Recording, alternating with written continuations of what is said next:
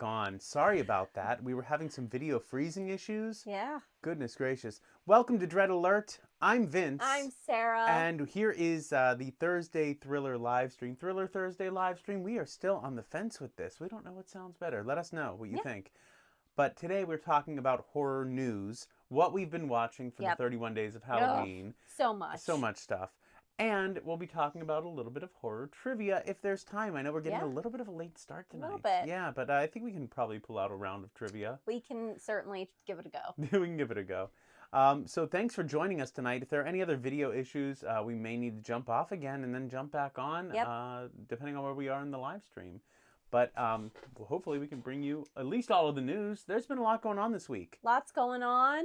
The first thing that I have is the Mr. Crockett teaser trailer. Now, this movie comes out tomorrow on Hulu. I feel like it debuted at a festival, though, and some people were giving some good feedback about it. They said it's pretty scary. Yeah, the trailer looks intriguing. I'm very intrigued by the premise. So basically, the premise of this movie is that Mr. Crockett emerges from the television set. He's like a child TV host, a la like a Mr. Rogers. He didn't give me Mr. Roger vibes. Yeah, no. not at all. So I was reading, apparently the writer of this had a dream that like Blippi attacked him after his child was like watching Blippi. Blippi seems kind of scary, to be honest with you. I mean, I'm not going to lie. But he apparently kidnaps young children, slaying their parents in the process. So I think this might be one that may hit a little close to home for us. Well, unless it's Daniel Tiger, I'm not. I would be unfazed. No, it does seem interesting. I think the trailer looked scary. I think it had an interesting jump scare. I thought maybe the TV effect, his hand coming through the TV, looked a little cheesy to me. But maybe that's the point. Yeah, no, I'm interested in seeing it. I have no other context outside of hearing that it's very scary. Yeah. I'm very intrigued. It comes out tomorrow on Hulu. So if you are looking for that, it is Mr. Crockett. We're going to have to wait because our docket is full of 31 Days of Halloween, and we are seeing Terrifier 3 tomorrow. Yeah, we're not seeing it right now because we are here with you, but also because we didn't have childcare. Yeah. So, negotiating childcare is one of the most challenging parts of this channel in general. And not that that's a bad thing. No. We love the channel. We certainly love our child. Yeah. And so we love both things. And so, you know, making it work is part of the thing we signed up for. But we have to wait until 1:15 tomorrow to see Terrifier 3. And boy, it seems like it's going to take... It seems like from now until 1:15, this, 16 hours, 14 hours? Okay. It seems like it's going to be forever. We're going to be here, and then we're going to be sleeping, and then we're going to be working. I know, but that still feels like a long time. And then we're going to be at the theater. Yeah. Our Art the Clown Christmas tree glasses are coming for our new addition to the studio, to the Nook. Yes, we have Art the Clown up there gracing us with his presence. Yes. And he'll get a costume change every now and again. Yeah, I'm very excited. Very excited. Yeah. More Terrifier news later on, so stay tuned if you want some more Terrifier news. We'll be talking Terrifier. So the second little piece of news is that the Poltergeist house is going to become an Airbnb, following in the footsteps of Stu Macher's house from Scream and the Buffalo Bill house in Silence of the Lambs. They hustle. They're at every convention on like the East Coast, pretty much. It feels like they're everywhere. I'll be interested to see if they're at Scarefest. Yeah, I will not be staying at the Poltergeist house. Yeah, well, you've never seen that movie. No, well, that's fair, but like also like I don't want to die. I don't need that in my life. Yeah, so it is being transformed into an Airbnb. It was built in 1979. The movie was filmed in 1982. So it was built and then they pretty much like shot that movie there. Yeah. And it's located in Simi Valley, California. They do not have an opening date yet. They're still working on the renovations, so not this spooky season. Doesn't concern me at all. But I think what's cool is that they're like kind of trying to deck it out like it was in the film. Like they want it to look like it did during filming, which I mean, that would be interesting alone. I know. But I think that it is very cool, especially if you're a big fan of the Poltergeist movies. But hard pass. I don't need any curses. I don't need to be cursed. So Arrow Video is working on a 4K Ultra HD release of Jason Goes to Hell. The final Friday. Yeah. What a weird movie. This movie released whenever I was just starting to be aware of horror films as something that I wanted to watch. Yeah. So it's always going to have a special place in my heart, but like it's essentially a Friday without Jason. Yeah, it's like Jason's Halloween. Like it's the almost. It's the Friday like Jason is like a worm that inhabits people. Right. I mean, we do get Kane Hodder in the opening sequence. Right. We also get Jason grunting in the opening sequence, which is abnormal for the series. Yes. But yeah, it's more like a possession movie than a Friday movie. I mean, it's still a slasher, but right. It's still like a possession movie. It's weird. Yeah, well, I mean, I think that it's exciting. I like it because they tried something new. Like, I'm always a fan when you're in your, like, I don't know, 8th sequel, 9th sequel. This is the 9th sequel. You gotta do something. You have to try something, and I appreciate that they did that. I'm always going to defend Halloween Ends, so. That's true. It's crazy that came out in 1993. Mm-hmm. And it's the 8th sequel? It's the 9th movie, the 8th sequel. Oh my God. 9th movie, 8th sequel. That's crazy. They really were like pumping those things out, huh? Yeah, they were every couple of years. Good Lord. Yeah, well, hey, when you got something that sells, you're gonna pump it out. I guess. I guess that's what. That's so, Vince. That's I mean, but that's what studio money grabs looked like in the 80s and 90s. Yeah, that's true. That's true. You know, looks a little different now. We have spin-offs and cinematic universes. We got all the Marvel movies coming out, all the Marvel TV shows. You know. No hate to them, but there's I couldn't keep up. I don't know. Agatha All Along looks pretty fun. Have you not heard of it? Not familiar with it.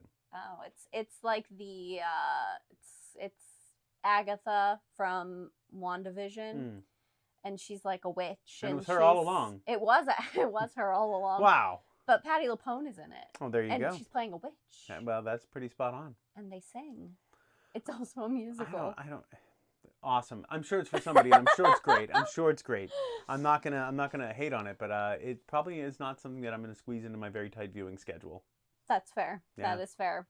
Well, there is a new show that is actually on Stars today. It is called Sweet Pea. It is a new thriller film, and it follows Rhiannon Lewis.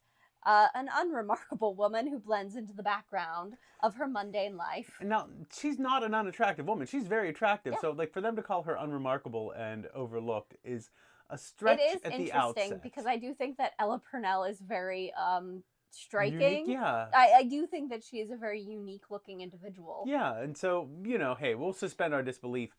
I don't know. The trailer didn't catch my attention. It looks like it has merit, but the trailer didn't catch my attention. It didn't have me wrapped up. It definitely seems like it is more of a like revenge type situation, which is cool if you're into that sort of thing. Those are not my types of movies, but honestly, at the end of the day, I think it had, and I need something to draw me in, and I didn't have anything. There was no hook for me there. Mm-hmm. But I'm sure, again, it's for somebody, and it seems interesting enough. It has a 100% on Rotten Tomatoes right now. That's pretty interesting. It is. Yeah. So I think that it probably is good. I believe that Ella Purnell is very famous right now for being in Fallout, a show that we also have not seen yet, but I heard it's decent. Yeah, I hear it's a good show. I read the synopsis of each episode. Did you? I did.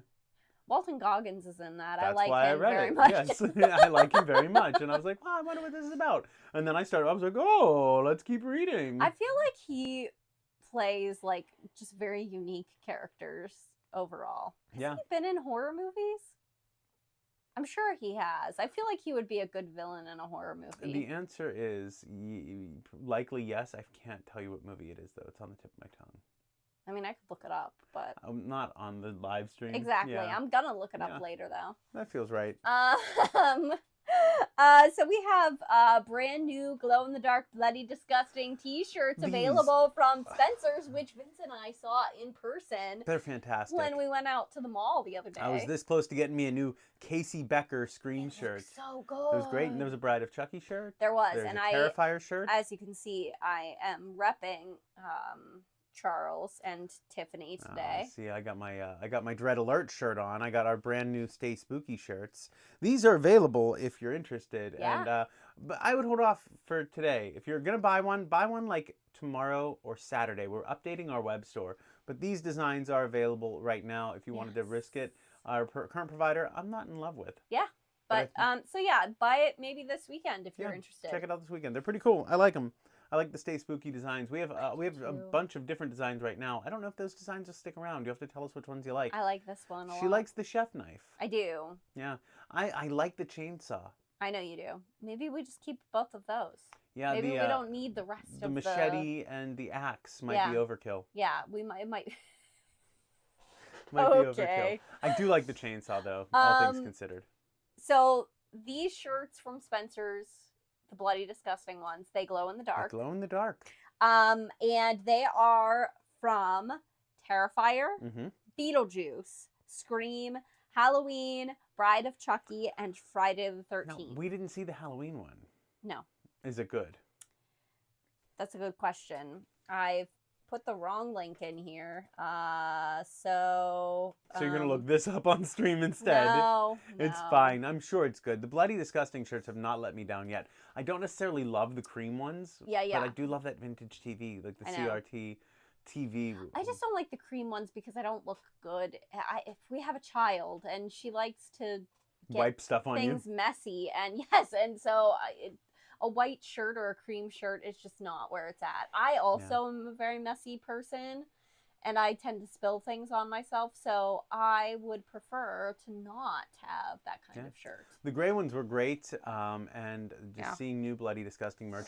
Walmart. They also have a hoodie. I know, Well, they have two hoodies. They have a Terrifier one and a Scream one.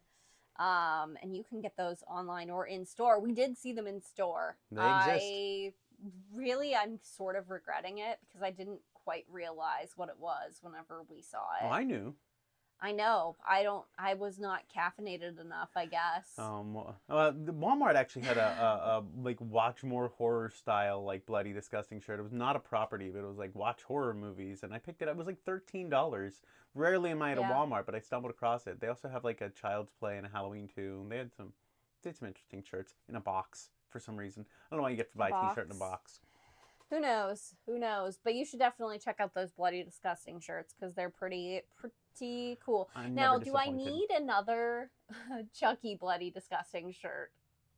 The answer is probably no, but my heart is telling me yes. I still want that Terrifier 3 Christmas shirt. I know. Spencer's has a full-on. I know, but Spencer's has a full-on Art the Clown Christmas sweater with a wreath, a whole ass wreath on it. And I don't even know how you like wash this thing. It's like tinsel wreath. It's wild. They have like a Scream one too that is like I don't even know what's on it. It feels crazy. like dry clean only, or just like single wear for $60. Yeah. But like I don't know how you wash it. There's like a lot going on, but I don't know. They are pretty cool though. Yeah. You know what else is pretty cool? The Heretic trailer? The Heretic trailer. Yeah, no, that's great. It's awesome. Holy.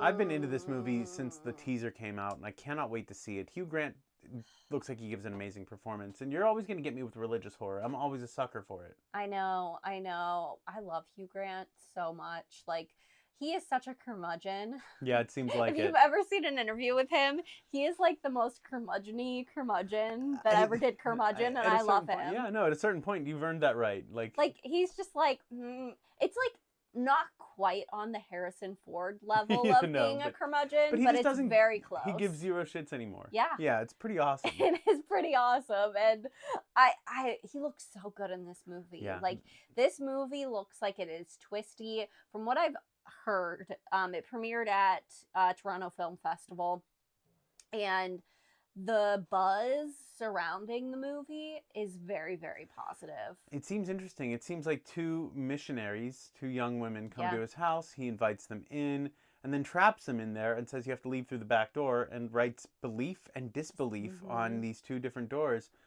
And that's what we get from the trailer. Right. Not much more. No. And it seems like he's well-versed in Bible studies as well. Yeah. Is he the titular heretic? I don't know. Maybe. I think he might be. We're going to find out. We're going to find out on November 8th. Yeah. Which, originally, this movie was supposed to come out on the 15th. Yeah. Is what I had down. for several months. Then it must be true. And they, I don't know about that. But I swear to God that this movie was coming out. So maybe they did bump up the release date. If that's the case, I'm thrilled. Because I'm very excited to see the film. We're going to have to squeeze it in. We're going out of town on the 9th. I know. But we'll make it work. I'm not missing this film. This No, is one me that I will either. not I want to miss. cover it. Yeah. If you guys want us to cover it, let us know in the comments. Well, even if you don't, we're going to cover it. You could just skip that video if you don't. I cannot wait to see this movie. You know what else I'm really looking forward to? What's that? The Fangoria Chainsaw Awards. Yeah, this Sunday, Fangoria Chainsaw Awards, 9 p.m. Eastern, 6 p.m. Pacific. Yes. I hope you voted. The cool thing is that everybody gets a say here. Yeah. And, you know, sometimes that can turn into a popularity contest, but at the end of the day, the nominees were well considered. I thought so too. I did not vote in a few categories because I did not have enough exposure. Right. I didn't vote in the game category. I didn't vote in the game category. I didn't either. But I have large intentions, good intentions. Large intentions. I always want to play these games, and like you know, I'm backlogged on The Quarry. I'm backlogged on Texas Chainsaw Massacre. We've not watched High Tension. I have. Oh. Yeah, it's a French film. Never mind. The French extremist movement. That was a cool period of time. It was the sort of French response to the Saw films, or perhaps Saw was the American response to the French extremists. But that's a cool movie. The twist at the end, very, very unexpected. I don't know if it holds water. This? I don't know, like 2004, 2005, 2006. This is pre-me. Yeah, 2008. I don't know. The year it came out, a year after. Okay. But the twist at the end, I don't know if it holds water. I don't know if you can backtrace the whole thing and go, and that's actually possible. But it did catch me off guard, and it was a cool movie. Interesting. Yeah, very much so enjoyed High Tension. I'm due for a rewatch, I would say. It's been almost 15 or so years. Not during 31 days of Halloween. That is We've got a lot going on. You can watch the Chainsaw Awards on Shudder. You can get a free trial. We are not sponsored by Shudder. You can get a 7-day free trial if you sign up. Then you would also have the ability to watch any of Shudder's content. Last week I watched In a Violent Nature, which is on there. So if you haven't seen that film yet, Oddity. Definitely check that out. Oddity is also on that.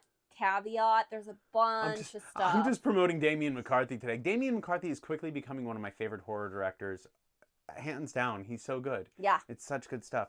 But yeah, you can also get a 31% discount during October on Shudder. Again, we're not sponsored by Shudder. Nope. We just love Shudder. And I just want to say it's 31% off an annual membership. You're right. I'm sorry. You're exactly right. I didn't want people to get their hopes up. We had just renewed when this offer came out, so I'm a little bit bummed, but it's worth every penny.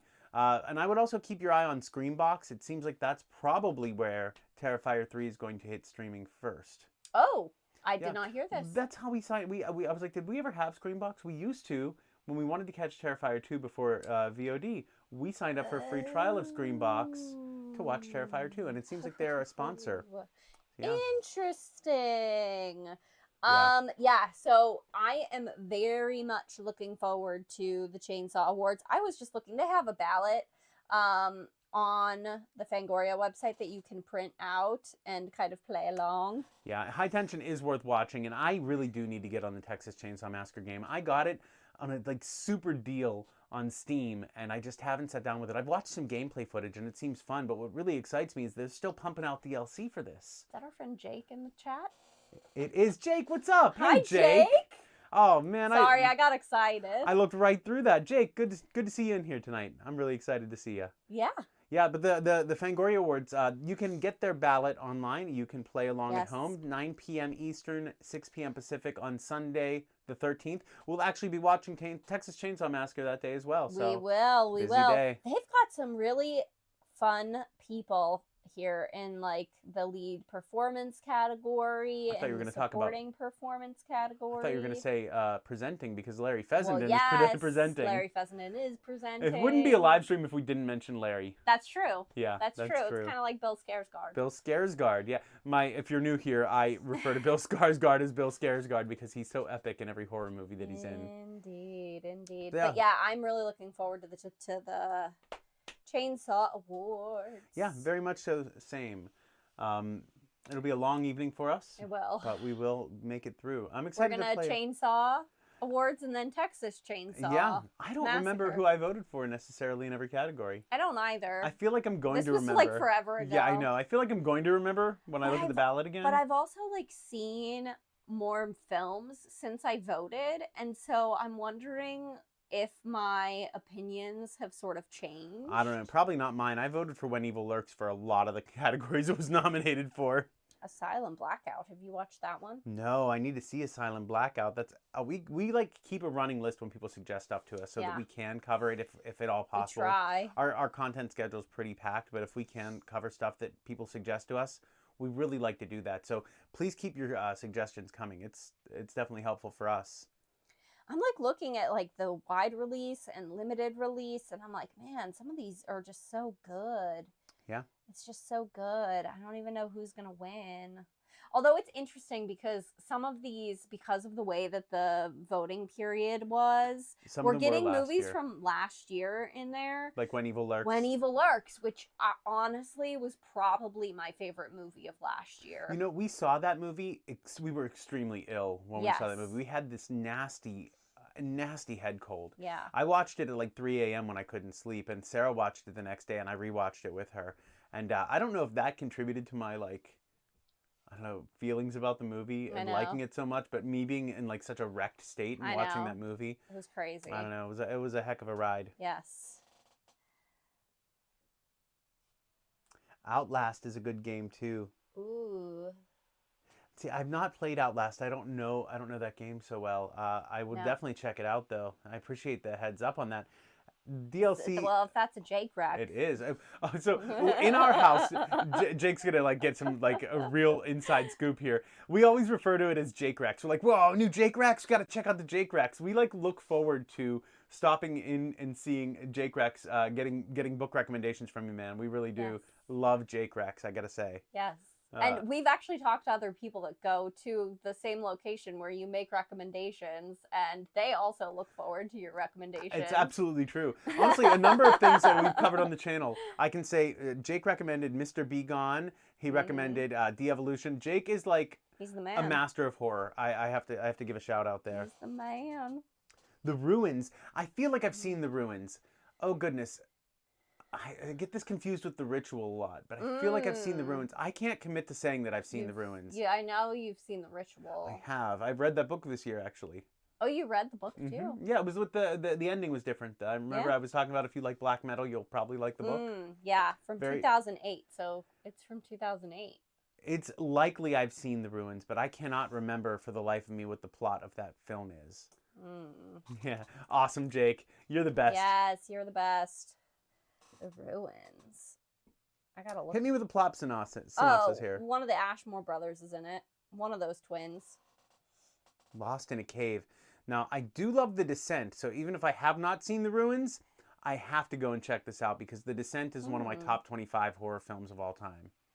Yeah. Jenna Malone, Sean Ashmore. Nice. Not a bad cast. Based on a book. Excellent. I definitely have to check it out. Yeah. Yeah, I there was a period of time around 2008, 2009, 2010, right when like you could get your hands on really cheap VHS versions of things, or right when Netflix was starting to like become really popular. Yeah. I saw some of the most ridiculous horror movies just because I was a younger man with 2 hours to burn. Right. And I would just, if it was like $1 VHS, I'd buy it. Or like, if it was like something on Netflix, I'd be like, yeah, send me the DVD when that was a thing. And when Netflix started to transition to streaming, I've sat through some of the worst horror movies just because the title sounded cool. Right. And I still do this from time to time whenever we're not like pumping out content. I just watched a film called Yellow Brick Road, which was a random like, people get entranced by this song. When did you watch this? I don't know, man, like June, July. But like, remember the girl who plays Katie in Longmire is in it. I told you about this. Oh, that's right. Yeah, and like, or from The Righteous Gemstones. But like, I will indulge a random horror movie any day of the week. And I feel like during that period of time, I have seen this movie, but I could not for the life of me remember it. So it's absolutely time for a rewatch or a first watch. I'll know once I start the movie if it's a rewatch.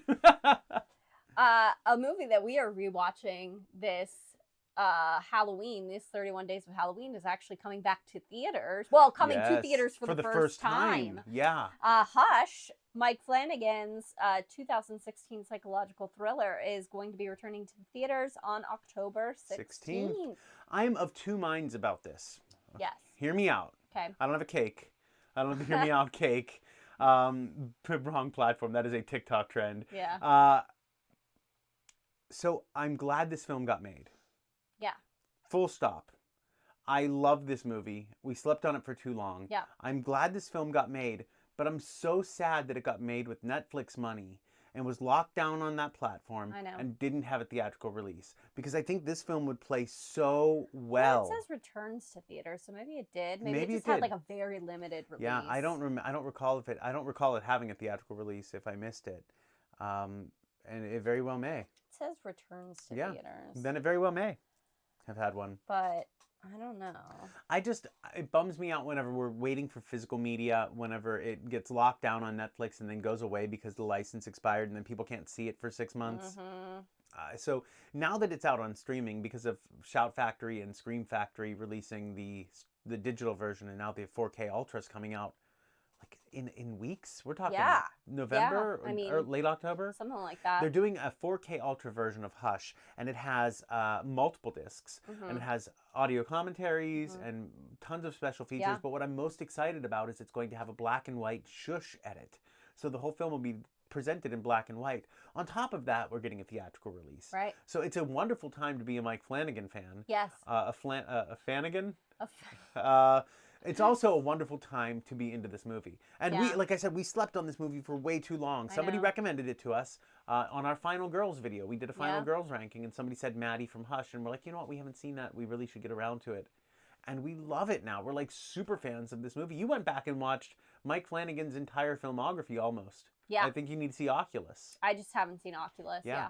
And so, you know, we were Mike Flanagan fans. I'm going to say Flanagan again. I know it. Yeah. For a while since Haunting of Hill House. Yeah. But Hush you loved Midnight Mass. I loved Midnight. Any religious horror, you're going to get me. Yeah.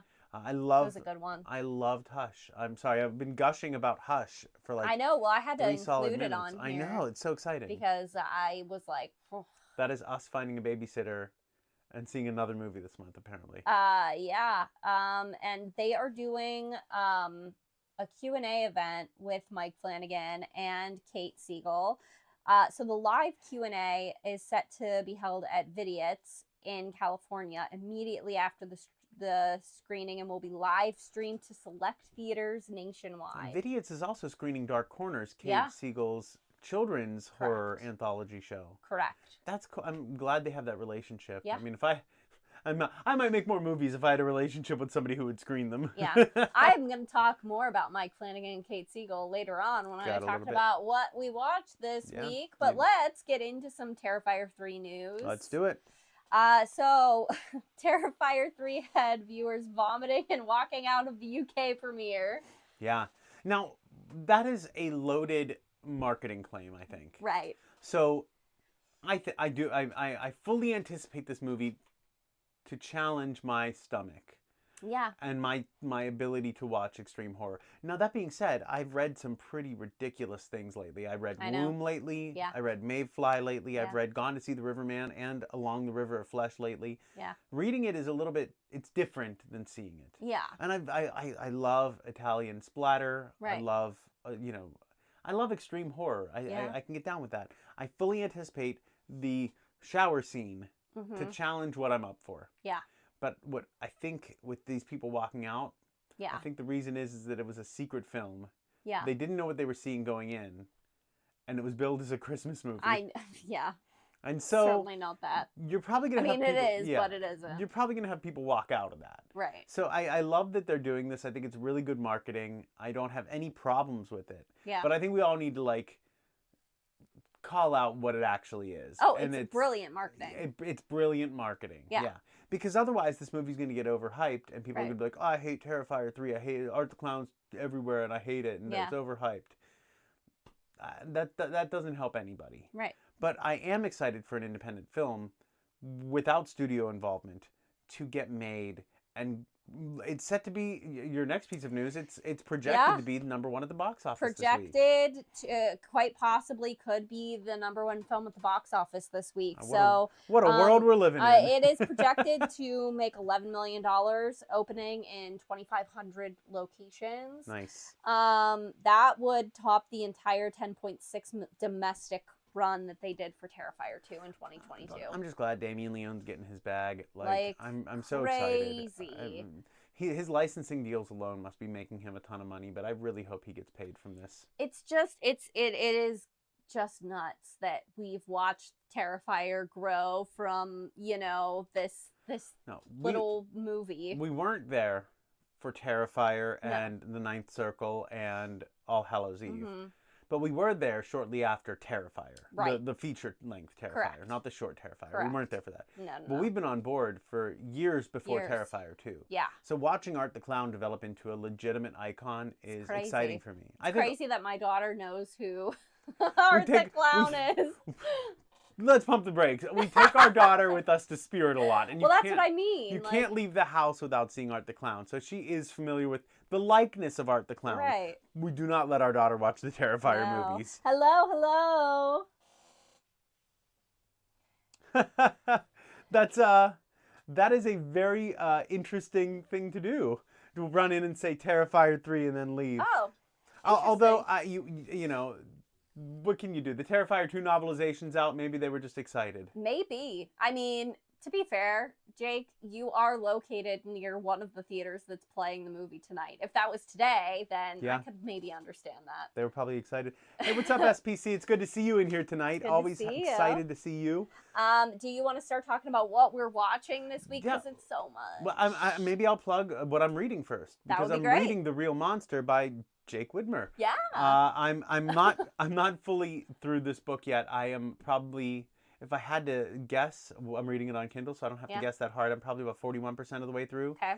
It is a sort of Appalachian horror thing going on, but it's also a thriller book. I'm really excited about this because it's taking two genres I love and kind of marrying them together. Mm-hmm. And the first two books in the series are thrillers. It's, retired military personnel and missions that they're all going on and of course bad things that happen along the way. Mm-hmm. But The Real Monster has a distinct horror flavor. Mm-hmm. And I think Jake's economy of writing is really good. I think he paints the picture vividly, but not overly so. I think the action is fast-paced. I think the characters are all very likable. I think the dialogue is snappy. And I can't recommend this enough for you. It's a Chris Foley thriller. And so the one I'm reading is book 3, The Real Monster. I also have book 1, and I'll be honest, and I'm sorry, Jake, I've not read book 2. Mm-hmm. But when you told me that book 3 was a horror book, I had to skip ahead a little bit. And I am piecing together some of the events from book 2, and I'm going to go back and read book 2. Mm-hmm. But I was really excited to read Jake's take on horror because I know Jake knows horror so very well. Yes, yeah. He is very well versed. Check out Jake Widmer on Instagram. Yep. And on Amazon. And apparently in this chat. Give him some love. And honestly, I'm not doing this because he's in this chat right now. It's literally on the list notes. that I was going to talk about how I'm progressing through this book. Yeah, it was on our show notes for tonight. Yeah. So we love to see that.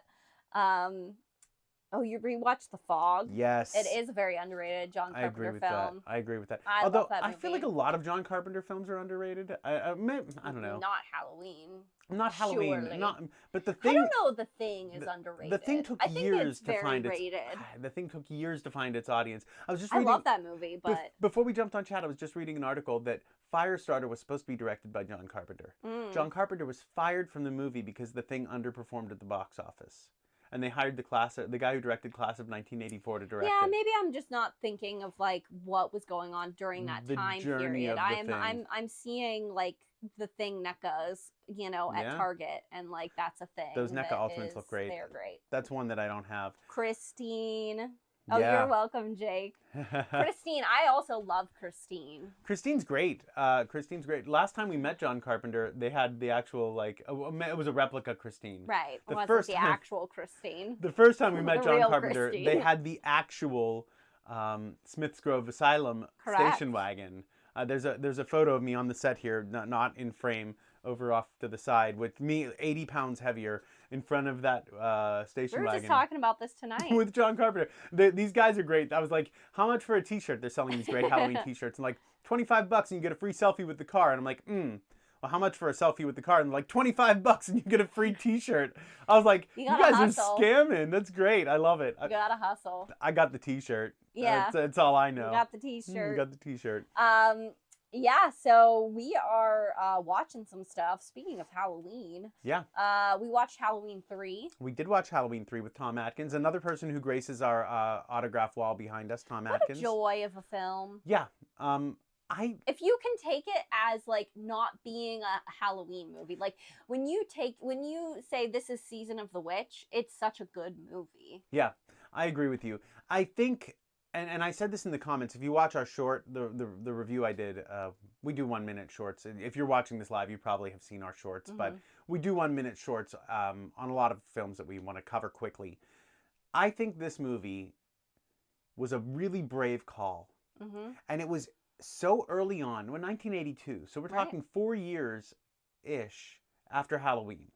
So we're still so early in the slasher phase. We've not gotten to 7, 8, and Jason Goes to Hell at this point. So we don't know how many sequels a slasher can sustain. And John Carpenter said one movie and we're done. And he took a giant paycheck to settle a legal battle to do Halloween 2 and got drunk and wrote the script. Right, exactly. So Halloween 3 was a brave choice. And you have to respect that. Yeah. The commenter said, can you imagine Freddy, or Nightmare without Freddy? And I can't. I honestly can't. No. I don't think that these slashers can really work well without the titular slasher. Jason tried it in Friday 5. Right. It doesn't necessarily work well. There's a lot of backlash. But I'm glad to say that Halloween 3 has found its footing and found its audience because it is a fantastic film. I don't even need to separate it so much from the Michael movies. It can be in the Halloween world for me. I mean, I know that it can't be in the same canonical universe because they're watching Halloween at one point and there's a commercial for Halloween at one point. Yeah. It's not in the same universe. But I'm happy that it's the same team. I think Tommy Lee Wallace gives an excellent turn as a director here. I think his decision to turn down Halloween 2 as a director was a wise one, and I think taking a crack at Halloween 3 was a good call. And I think Tom Atkins gives a legendary, if not incredibly sleazy performance. Right.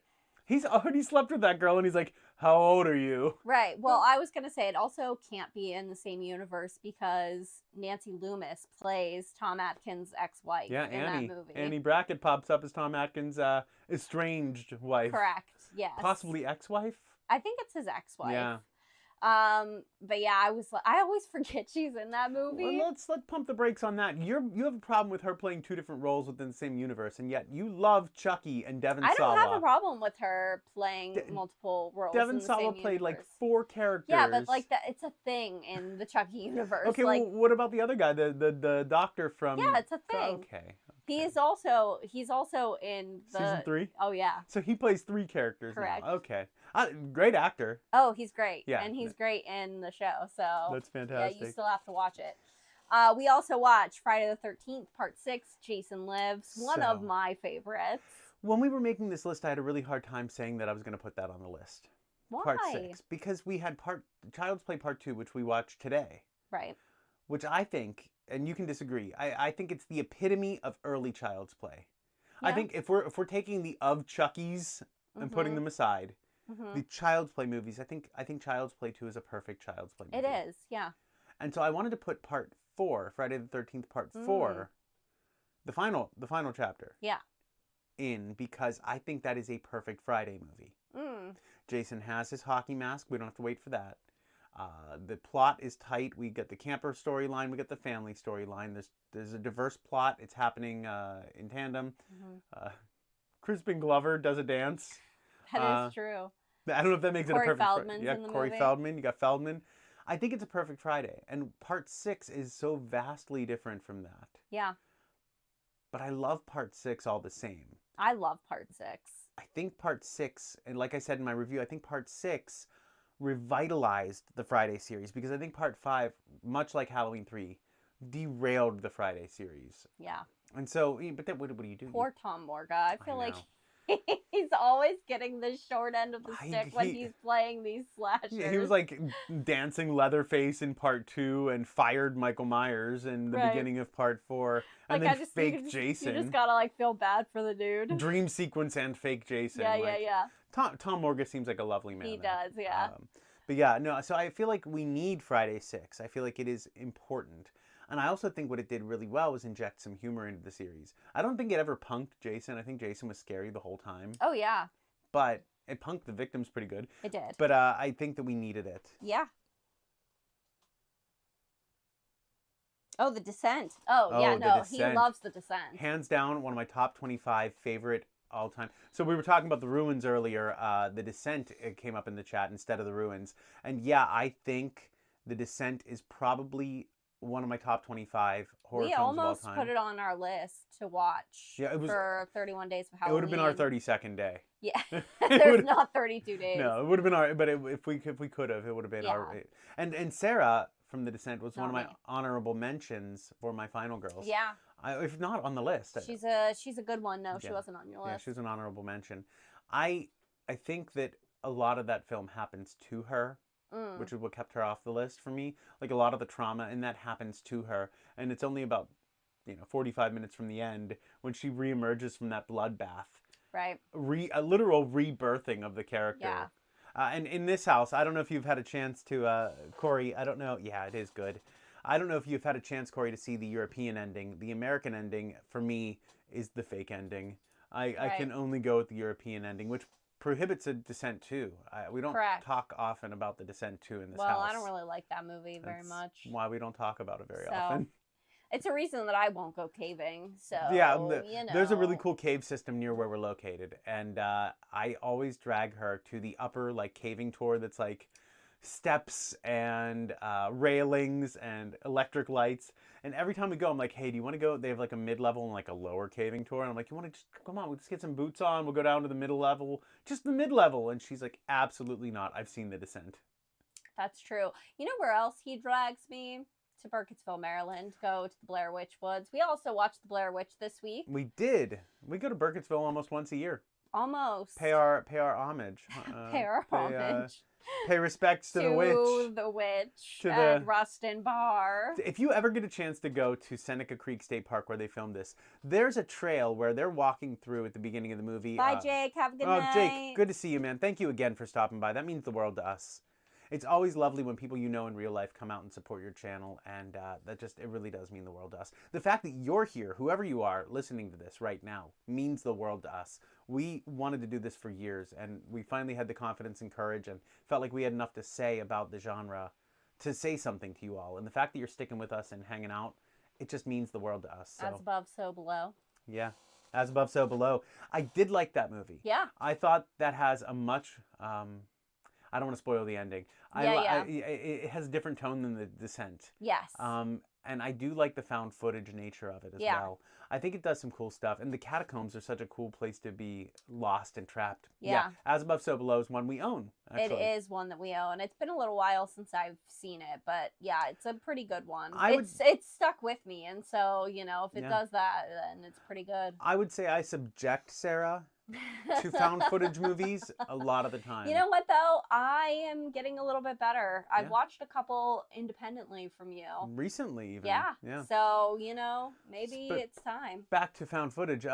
Blair Witch Project. If you ever go down, if you make it to Coffin Rock, which is very easy to find, you go to Black Rock Road, and there's a mill on Black Rock Road, right past the shack, the shanty. And you just go to the mill, cross the bridge, and hang a left over the guardrail. And you can follow a trail, although the trail is getting eroded away by the creek. The creek's washing away the shoreline. But you can make it to Coffin Rock. But when you're walking there and you look off to your right up the hill, there are like $1 million homes right on this cliffside. It's very strange. It is not isolated. They were not lost in those woods very far, at least in the early portions of the film. I don't quite know where they filmed some of the off-trail stuff. Yeah. The Cemetery of Rocks is down a ways past Coffin Rock on the other side of the creek and up to the left, and then you would have to. We drive. Yeah, you have to drive to the Stickman Forest. It's past a winery. There's a winery out there. Yeah. I mean, it is like there's some off-trail hiking that you can get lost in those woods if you wanted to. Oh yeah. But most of the places that these things were shot were within road access. Yeah. But I love this movie. If you couldn't tell, there's a stick man hanging right back there. There's one of the Todd McFarlane Blair Witch figures back on my NECA shelf there. I snuck the Todd McFarlane in with the rest of my NECA Ultimates. I love this movie. I love Book of Shadows Blair Witch too. I'm going to air that out too. And so I'm excited talking about this. This viewing of the film, and this is one of the movies that I've seen 100 times. Like literally 100 times. Sarah will come in and be like, what are you watching? She's like, oh man, it's Blair Witch again. Yeah. This time when I was watching it to prepare for a review. Yeah. And what struck me was, I remember being 16 years old in 1999. Please don't do the math on that. I remember being 16 years old in 1999, sitting in a dark theater with the dark segments of the film where their cameras are off, struggling to hear this audio, waiting for this witch to come out and jump scare me. And the tension I felt was so real. Like you could almost reach out and touch this tension.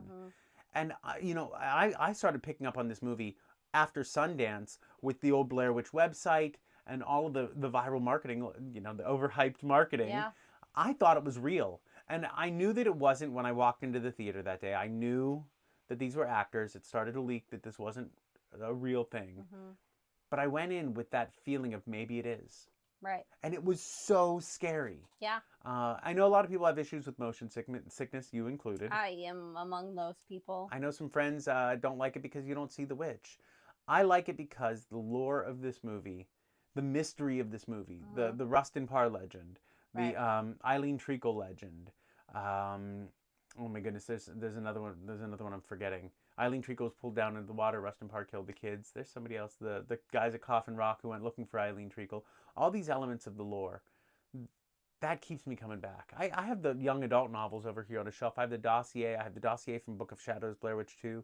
I have the under the Art Krispies things over here. I have the whole subscription box mystery game that you can play. I'm like a Blair Witch super fan. So take everything I'm saying with a grain of salt. I'm excited to talk about that one. We rewatched Blair Witch Project. He's very excited. I love that. You're very passionate about it. And, I'm glad that I rewatched it. I actually found it much more enjoyable this time. Did you? I did. I think that I came at it with a new appreciation. I really liked Heather. It was interesting because Heather can come off as a little annoying. But I really enjoyed her this time around. And I don't know if it's because I went in with a more open mind or I was just trying to cling to something because I was like, I'm going to get sick if I don't cling to some part of this movie. But I don't know. I really liked her. I thought Mike was really good. I actually thought all of their acting was pretty good. I think that not liking Heather has very little to do with Heather Donahue as a person, right, or Ray Hance, as she's going by now, as a person. Yeah. I think that's Heather, the character. Right. And I think a lot of people lost track of that. Honestly, I felt bad for her in a lot of instances because she's trying so desperately to make this perfect movie, and she keeps getting foiled by mostly Josh, who's being a dick. Josh Leonard, the actor, showed up hours late for the first day of filming. So when he shows up late in the film, he was literally late in real life. It was definitely a fun little in-joke there. Yeah. The Blair Witch Project, I really enjoyed it. Do you know what I need to do? I need to go to the basement and dig out my Blair Witch mixtape, Josh's mixtape CD that I had. I actually had the soundtrack, and that's not up here on the shelf of fame. So maybe we'll go down and dig that out. You can. Yeah, I can. I also have to dig out my Halloween VHSs. I have the nice collector's editions. We also rewatched Killer Clowns from Outer Space. What a gem. What is that? So I love Killer Clowns, but what is it? I don't know. Is it a horror comedy? It's hilarious. Is it a sci-fi movie? Is it a slasher? It's so good. I love this movie. It doesn't matter. Yeah, it's so rewatchable for me. I think that this movie is if the person can stand the fact that they're clowns, it's such a good introduction to somebody who maybe isn't of the horror genre, and you want to get them involved in it in some capacity. It's not overly gory. It's not overly scary. It's just a lot of fun. No, there's like that weird throuple romance going on that is just so funny. It really is weird. It's so weird, and every single time I watch it, I'm like, are they a throuple? And they all hug at the end, and I'm like, it's everybody's so weird. Yeah, no, it's cool though. It's cool. It's so good. And like the clowns are so interesting, so good. This movie is just a little gem, honestly. And I'm so glad that it has become like a cult classic horror film. It made $750 at the box office. I know. So I'm glad that it's found its audience. Yeah. Now. It's definitely found its audience with me. I'll watch it every single Halloween 100%. without fail. A Nightmare on Elm Street. What a freaking good movie. Yeah, it's honestly about as close to a perfect slasher as I think we have. And that's somebody who loves Halloween. I think Halloween was inventing the format. Yeah. Nightmare took the format and elevated it. Yeah. I think the last 2 minutes where, is it Bob Shea interfered and said, you need this tag at the end? I think that's probably the weakest part of the movie. Yeah. Definitely. But the mannequin going through the door is the weakest part of that movie. Nancy as our final girl. I mean, Tina as our fake final girl at the beginning of the movie. Give us that little Psycho or like Casey Becker and Scream kind of vibe. Yeah. So good. And just the whole storyline. The parents suck in that movie. And all of them are awful. Terrible people. But Nancy is so formidable, and she is willing to go up against Fred Krueger.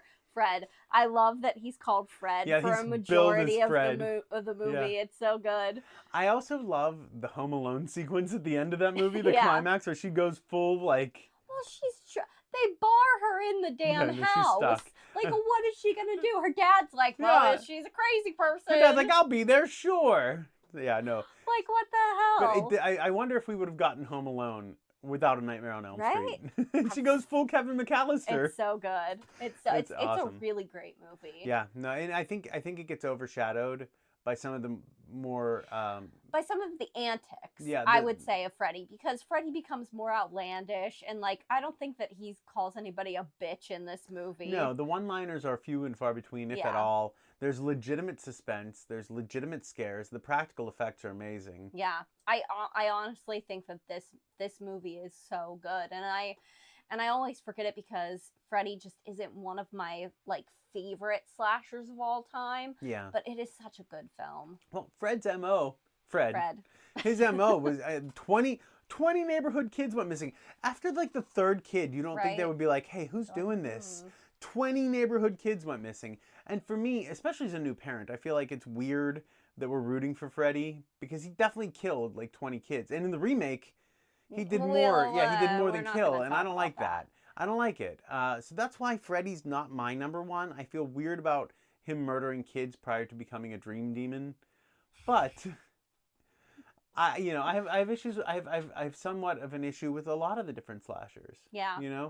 But it doesn't hold me back from really respecting this movie. Yeah. No, but seriously, after the third kid, you think they would have done something, right? You would think. 20 kids. It's a lot of kids. It's a lot of kids. It's a lot of kids. We also watched Saw. We did watch Saw. Another first entry into a series, which has a totally different vibe from its sequels. Yeah. And it's a really good movie. Yeah, I think the script is really tight. It's not like... it's not Casablanca here. I am due for an entire Saw franchise rewatch. You sure are. You were very Saw resistant. I was. And you know what? I opened up my mind when Saw X came out. And honestly, that was probably one of my favorite movies of last year as well. It was a very solid movie. Tobin Bell gave a legendary performance in the film. He's so good. Yeah. He's so freaking good. The leg scene really got under my skin in that movie. Yeah. But, this movie is very suspenseful. I do think that when you sort of know where things are going, it is a predictable movie. But that's just because I know the franchise, right? And so I was trying to go in and be like, let me see if I can figure it out. And I'm like, you already know what's happening. You don't need to figure anything out. Um, but you know, I really enjoyed myself watching this film, and it actually made me very excited to do a Saw rewatch outside of 21 Days of Wow. Halloween or 31 Days of Halloween. To be fair, this is very. I mean, Saw 2 is probably the closest akin, like the closest to Right. Saw. As we get into Saw 3 through X, it becomes, I think somebody on one of our comments said, a Rube Goldberg machine of death. And the traps get very elaborate. Yeah. I love the soap opera aspects. Once we start getting into Right. 3 and how 4 connects with 3 Mhm. and the Hoffman. Yeah, the I mean, I love Hoffman all of it. storyline. Yeah, I love all the soap opera stuff. I love the twists. I'm here for it all. I'm always here for a surprise character return, and you're like, Mhm. oh my god, they've been working with them the whole time. Like, Yeah. I love Saw for that reason. Right. But the original, the first Saw, is less gory than you think it is. Yeah, it really And is. there's some creative editing that makes you do the heavy lifting in your head. You're doing the gore for them. Mhm. I mean, it definitely suffers from that like early 2000s jump cut, fast paced jump cut editing quite Yeah. a bit. Like they're driving in a car and they're like jump cutting, and I'm like, Right. well, that's a choice. They're driving Certainly a real hard. choice. Yeah. But I love the movie. I remember when that. I'm old enough to remember when that came out, and the impact it had on the genre at the time was, it can't be understated. Another movie that we touched on a little bit, but Child's Play 2. I love this movie so much. Yeah, I really think that this movie elevates everything from Child's Play, from the puppet design, the child acting, Mhm. and what I think it really does well, and why I think it's a perfect Child's Play movie, is it unleashes Chucky much earlier. Yeah. You don't ever question Andy's sanity. We all know. Right. The thing that I love most about this film is the relationship between Kyle and Andy. Yeah. In this film, it is such a special relationship, and I found it so endearing. This watch, there was one scene where Kyle had snuck out and she was coming back through, and Chucky had tied Andy to the bed, and you know the foster parents are like yelling at Kyle, and she's like trying so hard not to laugh, and that's such a like a sibling thing to do. It struck me as like being just so funny. I wish in some ways we wouldn't have had Child's Play 3. I wish we would have jumped straight to, and that was probably. I saw Child's Play 2, and the teacher scene weirded me out. I was young enough that it weirded me out. Mm-hmm. I think Child's Play 3 was the first one I saw straight through. Mm-hmm. And so I love it for that reason. Yeah. But it's not a good movie. My big issue with it is that Alex Vincent doesn't play Andy. Exactly. I love the scene in like the amusement park on the haunted ride, but Mhm. I wish we could have had that last moment of Kyle telling Andy, let's go home, and he says, where's home? And she goes, I don't know. I wish we could have had this like happy ending for them where she raises him, because she says she's a grown-up. I mean, she still needs adult supervision. She's probably like 16, 17. 15, 16, Yeah. something But like that. I want a world where she raises him, Right. you know, and he doesn't go to military school or boot camp or whatever. Yeah. Child's Play 3 is just Full Metal Jacket with the talking doll. Essentially. That's not, I don't know, it doesn't interest me nearly as much as the relationship between Kyle and Andy. Yeah, it's just such a special relationship, and I really enjoyed watching it this time around. I will say the climax of 3, though, Yeah. is awesome. I Yeah. love it. And throwing Chucky into a giant fan to kill him was, I think the big scythe that cuts off half his face. There's a lot of awesomeness to that movie. Yeah. I just wish we could have ended on that moment from 2. I know. Yeah. 2's a perfect movie. It's so good. It's so good. And 2 was like our compromise. We were going to throw a Chucky movie on this list, and I was pulling for Curse. I wanted Bride. So we Yeah. decided to watch Child's Play 2. Yep. One that we can both agree on is a wonderful distillation of the early years of Child's Play. Vince and I have very different opinions on the Child's Play franchise. Yeah, I don't hate Chucky, but I would say Chucky doesn't crack my top 5 slashers. He's my number one. Yeah. My number one love. So I also watched 2 films outside of our 31 Days of Halloween. I watched VHS Beyond. Now, you watched half of VHS Beyond. I fell asleep. You did. That's usually me falling asleep, but this time it was you. Yeah. I will say I am not a big alien person, right? When it comes to alien stories, it's It's not something that like gets me excited. However, I actually enjoyed VHS Beyond. Huh? That is Found surprising. footage movie about aliens. Those I are her never two thought least favorite things I in the would world. see the day. Yeah. I thought that it was interesting. That very first segment, first of all, the wraparound segment is interesting. Oh, Mitch Horowitz is in it. Who doesn't love Mitch Horowitz? Yeah. But it's interesting. I don't know that they paid it off in the way that I wanted them to. It felt kind of abrupt. But it was at least interesting. It kept my interest, and I heard they fumbled the landing with the wraparound a bit. They did. But I thought that it was cool. I think I always love mockumentary with a healthy dose of found footage with a healthy dose of mockumentary. That's why I kind of liked it, because it felt very different, and I thought that I thought that the execution of the end of it could have been a little bit better, but overall, I thought it was effective. I'm always gonna watch the Curse of the Blair Witch and Sticks and Stones and the Burkittsville 8. I'm always gonna watch those surrounding the Blair Witch Project, which means I probably have to make some time to watch those because we just watched Blair Witch. I know. So I love the mockumentary. Yeah. And so that's why I will finish this movie. Yeah. I haven't had a chance to yet. Yeah. I heard the last 2 segments are pretty good. Yeah. I actually heard the first segment is some people's favorite. So Stork is very interesting. Whenever we first watched it, I was like, man, this feels like a video game. Like, it's so action packed, and I think it's pretty compelling. The monster in that is a monster. It's definitely interesting. It's definitely a VHS segment. But I thought that like the zombies they were interesting. Pretty cool in that. You love the chainsaw zombie. He was just lumbering around with a chainsaw. He was my absolute favorite. Oh my god. That guy, whoever played that guy, I freaking love Chainsaw Zombie. If you're watching, you have a fan for life in Sarah. He was so good. The next segment was probably my least favorite. That was Dream Girl. I was like, I gotta pull up my notes here. So yeah, Dream Girl. We have a face-stealing robot involved. Yeah, it was interesting. Yeah. I don't know what about it just didn't ring my bell. I think that some of the action and murder that happened to everybody else happened very quickly, and then the rest of it, like, the pacing was just a little off. I wish that they had spaced it out a little bit better. Yes. Yeah. That I think was my main problem with Dream Girl, is that it just felt like the pacing was a little disjointed.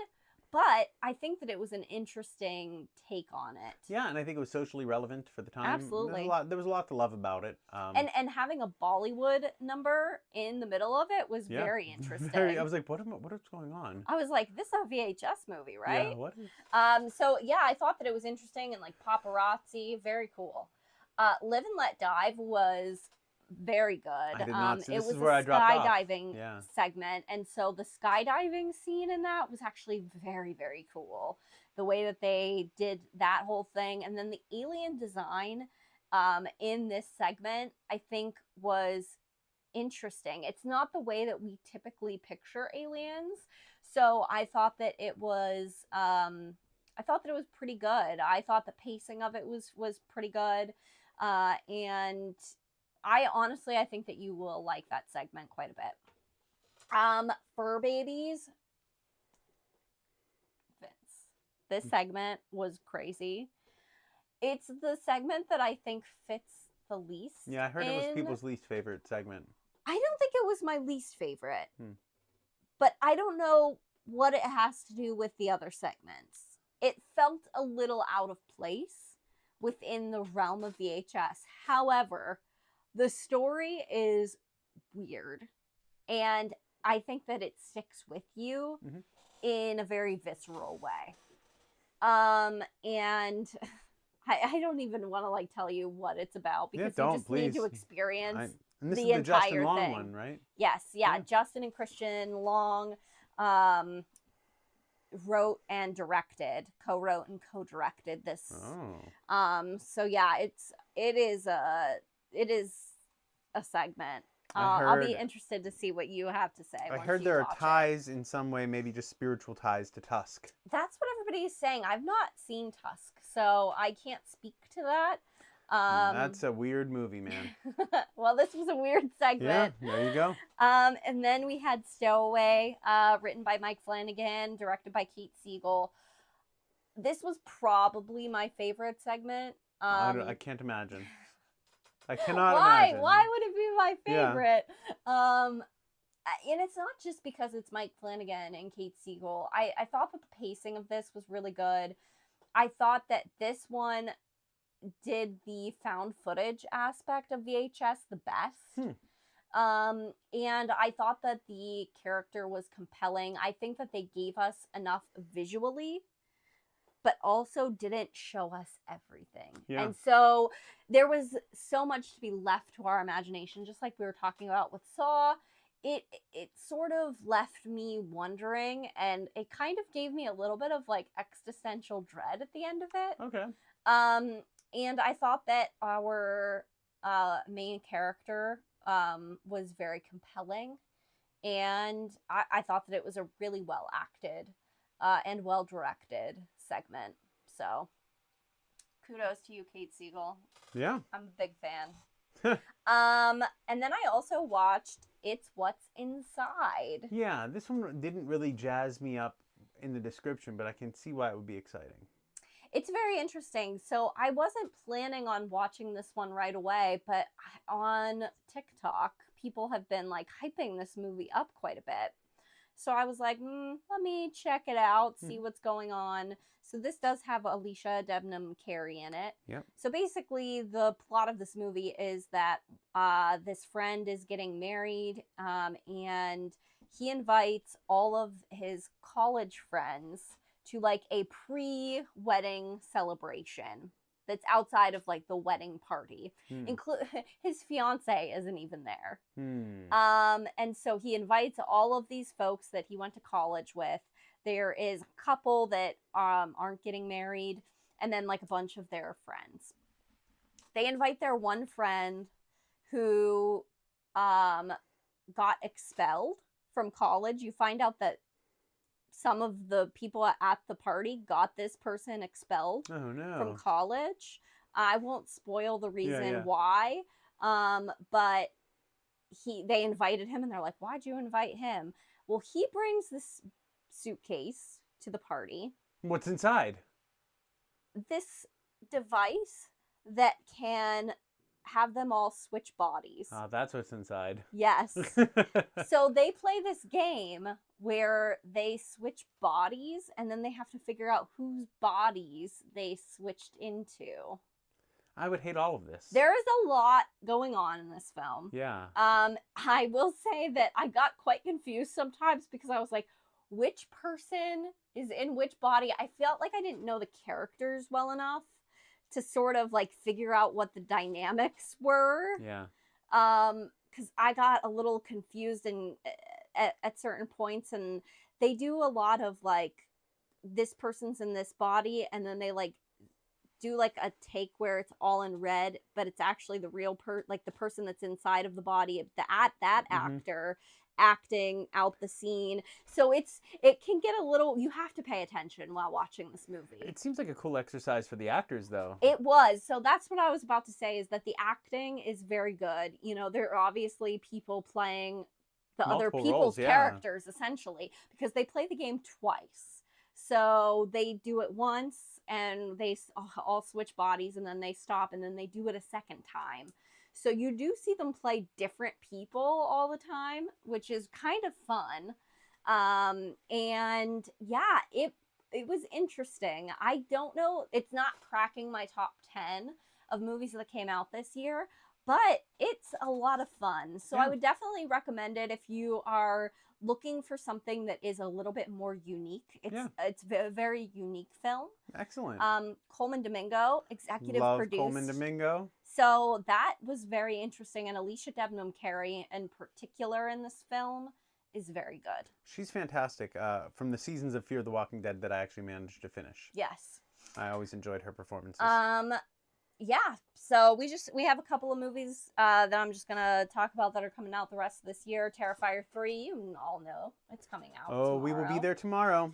Well, tonight if you're seeing the Thursday Tonight, if night you have edition. childcare. Smile 2 comes out next week. Your Monster comes out on the 25th. I cannot wait to see Your Monster. I think that movie looks fantastic. I'm not a rom-com person, but these days I am a Melissa Barrera person. As am I. So Yeah. I'm very much looking forward to it. Heretic, November 8th. I'll be there for sure. Night Bitch comes out Yeah. on December 6th. Based on a book? Based on a book. Based on a book. Starring Amy Adams. And then Nosferatu, Bill Christmas Skarsgård. Day. Bill Skarsgård. Love it. I know. We got to. You want to play some trivia? Yeah, what time is it? it's- Ooh, it's 10:23. We got time for a couple rounds of trivia. Now, I don't remember. Oh, I think... I don't remember the rules for this one, and I think the rule card got shuffled in. So why don't we say first person to 3 cards wins. That sounds great. All right. So if you're playing along with us, feel free to drop your answer in the chat. We promise we won't look. Yeah. Let me give these a good shuffle here. All right. All right. You want to ask or do you want to? I'll ask whatever you're you. going to do. In 1973's The Exorcist... Try it again. 1973's The Exorcist was the highest grossing R-rated horror film of all time until it was overtaken by which film? Highest grossing R-rated horror film of all time. You saw this in theater. You were a part of this magic. I contributed. You did. By buying a ticket. Well, then it was... It's the last film that made you scream out loud in theaters. Oh, was it Chapter 1? It was It, 2017. Yeah. Wow. There's your card. Oh, there's multiple choice. Oh, forgot that it was multiple choice on this one. Yeah. No, I was barely even looking down. That's so funny because I was like, was it Silence of the Lambs? But that would have been... I gave you hints instead of multiple choice, so... Yeah. I don't know that you're going to need multiple choice for this. All right. Corey Feldman. Yep. Appeared in which 2 Friday the 13th films? Do you need multiple choice? I would say that it's part 4 and part 5 is what I would say. Because I don't remember a flashback in part 6. Well, part 6, he's played by a completely different actor. Yeah. Well, in part 5, he's played by a different actor, too. Yes. So it's Tommy the final chapter and a new beginning. Yeah. Yeah, that's part 4 and part 5. Yeah. All right. I feel like we pulled these cards before. These specific shuffled. cards. I'm going to shuffle them again because I've asked you this question before. Okay. It's the Shaun of the Dead question with yeah, Coldplay. yeah. We've asked and answered Coldplay. these on stream before. Hmm.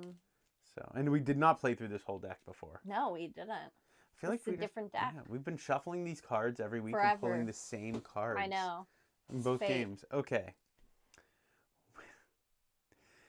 we may have pulled this one before. Which scary movie had the tagline, "They're here"?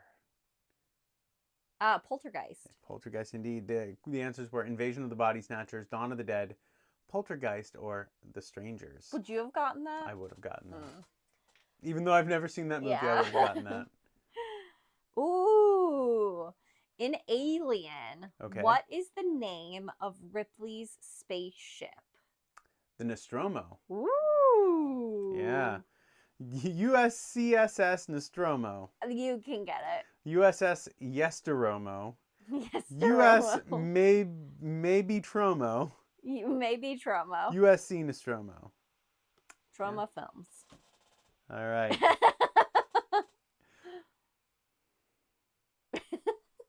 What is the name of the doll currently residing in Ed and Lorraine Warren's occult museum that inspired a film of the same name? Well, it's Annabelle, and Yep. she's a Raggedy Ann doll. Yes. Technically. Technically, that's not. You're just going above and beyond. You're just showing off Extra now. credit. Lulu, Annabelle, Rosemary, or Petunia. Okay, Yeah. well, I feel like I get the chance to tie here. You do. You do. First person to miss one at this point. In the 1931 classic movie Frankenstein, what is Frankenstein's monster afraid of? What is fire, Alex? What is fire, indeed? I did like some of the multiple choice answers here, though. Birds, children, fire, or Dr. Victor Frankenstein himself. That actually is a fair, yeah. Yeah.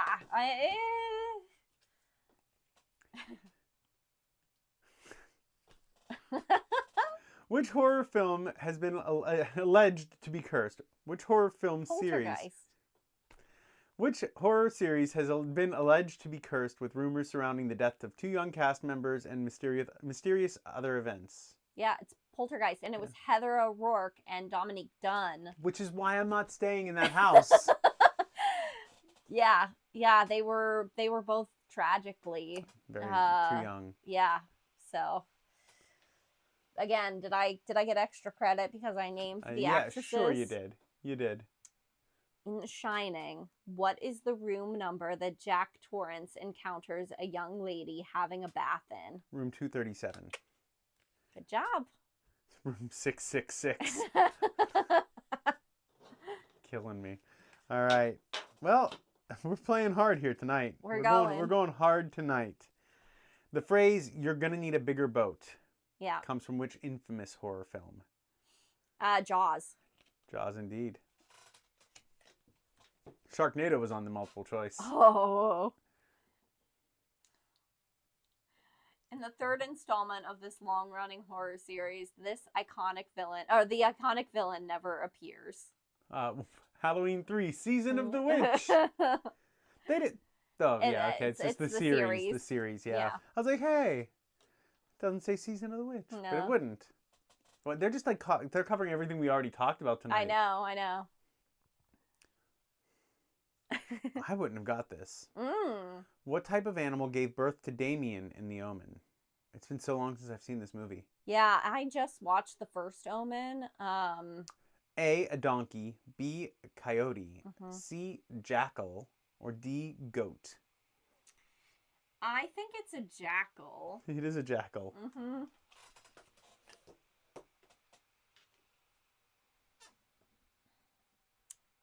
You've been asked this question before. Oh. In Get Out, Missy Armitage uses what item as a fixation device to induce hypnosis? A teacup and spoon. Teacup and teaspoon. Wow. Yeah. Good job. We're killing it. Yeah. This trivia is a little easier than horror trivia. Yeah. This is horror movie trivia, Indeed. which is a different game entirely. We got this at Spirit Halloween. Yeah. In 2017, which actor played Pennywise in the remake of the film Bill Skarsgård. Technically, it's Bill Skarsgård. Bill Skarsgård. The answers are Bill Skarsgård, Stellan Skarsgård. Oh, yeah, we've gotten this one before, too. Alexander Skarsgård, or Gustav Skarsgård. Gustav was in Westworld. Yes, he was. So, all right. Which horror villain can be summoned by saying his name 5 times in a mirror? Candyman. Yeah, we're going to be watching this tomorrow. Yes. We'll be talking about Candyman next week on Thursday night will. for our... I'm looking forward to watching Candyman. Yeah, Thriller Thursday. The original. Although we love the remake too. Yeah, the Candyman 2, remake, Candyman prequel, 3. Yeah. You know. Candyman 2 and 3 might get a little dicey, but Candyman and then other Candyman, both great films. Yes. Everyone remembers Jamie Lee Curtis's iconic role as Laurie Strode in the Halloween franchise. Yes. Who was her famous mother? Janet Leigh. Janet Leigh. Who was in Psycho. Yes. In Midsummer, what title do the people of the Harga award Danny Arder with? The May Queen. That is true. It is the May Queen. Oh, man. This is a little tricky. Who played the mummy in the 1932 film? The original 1932 film. So your options are Lon Chaney, Bela Lugosi, Vincent Price, or Boris Karloff. Ooh, so my initial thought was Bela Lugosi, but I actually think it was Lon Chaney. It was Boris Karloff. Oh, no! Okay. Yeah, Lon Chaney's the man with the 1,000 faces. So this is for the win. No, yeah, this is for the win. We'll put that here. Otherwise, we'll call it a tie, and we're going to wrap up. Yes. Which songwriter wrote the song The Blob for the classic 1958 horror film of the same name? Do you need your I multiple do choice? need my multiple choices. Danny All right. Elfman. Paul Williams, Burt Bacharach, John Williams, or John Barry? John Barry. It's Burt Bacharach. No way. Yes. Well, we call it a Call tie. it a tie. For the first time ever, we have tied. Yes. Sarah has won multiple. I have also won multiple. We've been Yes. doing these for a number of weeks now. I know. It feels like we just started these. I know. All right, friends. It's late. We are feeling the lateness, and we are going to bid you adieu for the evening. As always, Stay spooky,